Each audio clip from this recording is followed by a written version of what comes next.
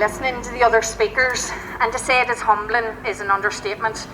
Listening to the stories, the experiences and the frustrations, it's not only humbling, it's absolutely angering. I want to start today by commending the organisers of this rally for taking the time to put together such a varied lineup of causes and allowing us all the opportunity and the platform to get our message out there. I'd like to just take 1 second and give the organisers a big round of applause because it's a fantastic day. Now, we can't talk about injustice without first understanding what justice is and where it comes from. The concept of justice stretches back a few millennia. It is an expectation that we will be treated fairly, shown humanity and given respect. This is something that every person is entitled to. However, as we have heard here today from other speakers, it is something that is not always forthcoming. Who is it that we expect justice from? It's the powers that be, the state, the government, whatever you want to call them. Well, my position on this is that you can never get justice from either the rotten Free State or the sham posing as the government in the 6 counties. Injustice in Ireland is part and parcel of the experience of living here. You could hardly throw a stone without hitting someone that has a story to tell. The longest and ongoing injustice against the Irish people is, of course, the ongoing continual denying of our right to self-determination, the ongoing British occupation in the 6 counties and the governmental partition of our land. And I submit that we can establish the Republic, and when we get the Republic, then and only then will any Irish person know true justice.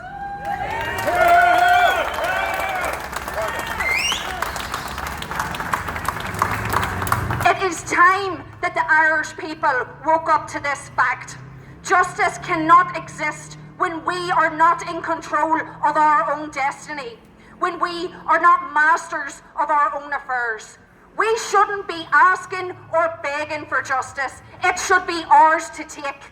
When we, the Irish people, can get the Republic, and I repeat it, outside the GPO here, how many times am I going to say Republic? You count, you all have a drink every time I say Republic. Ireland is an inherently corrupt country, both north and south. In the north, we have the British Tribal Assembly in Stormont, determined to keep the shackles of British occupation at any cost. In the 26 counties, we have a puppet Free State government controlled by the EU. And I have said it more than once, but the Irish nation is suffering from a national inferiority complex. What other country would welcome the head of an army regiment that murdered dozens of its citizens? What other country would ask its own people to sit in perpetual submission to a foreign occupation? What other country would put up tributes and allow commemorations for murdering imperialists while that occupation continues? And talking about national inferiority complexes, I can't miss the opportunity here. But what the hell were the organisers of the Dublin Pride March doing or thinking when they invited uniformed RUC to march alongside them?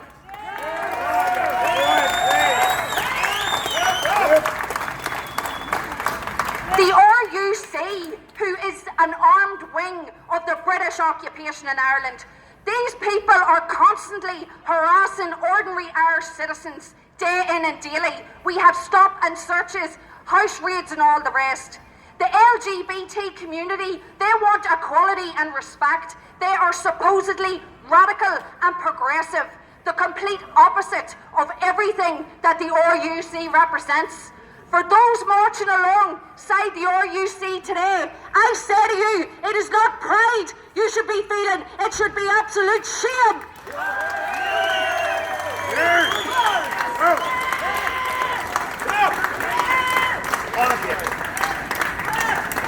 Now, I do believe that certain members of the LGBT community organised an alternative pride today Such was their disgust at this move, and also their views on anti-corporate and anti-state involvement. And I'd like to also commend those people, because that offers a glimmer of hope that the radical and revolutionary tradition long associated with the LGBT movement has not been extinguished.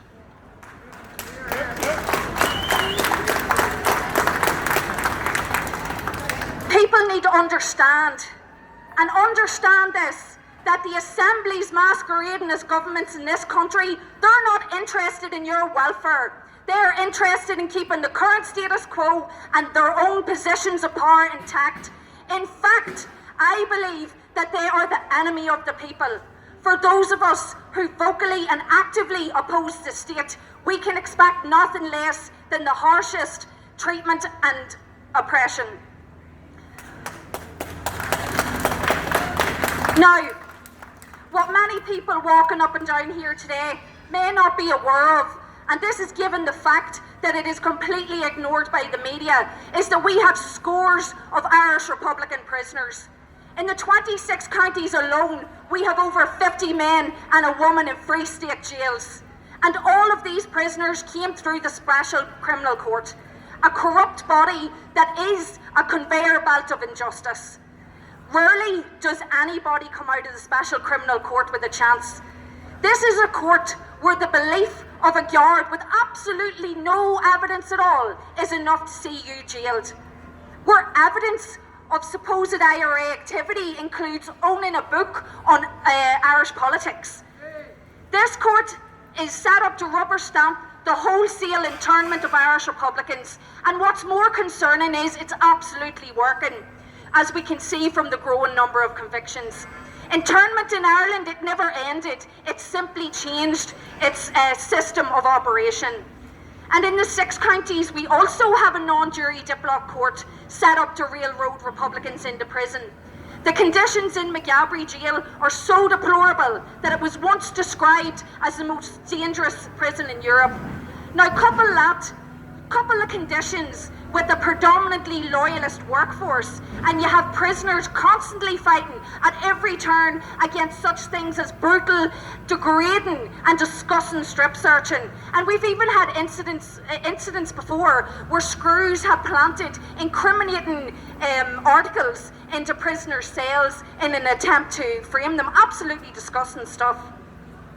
So, for the very idea that justice can exist for any of us while this situation prevails is an absolute nonsense. Now, there's nobody here going to be surprised. I am an unashamed traditional Irish Republican, and I say to you all, to get true justice, we cannot even don't even think about reforming the system. We have to smash the system, and in its place,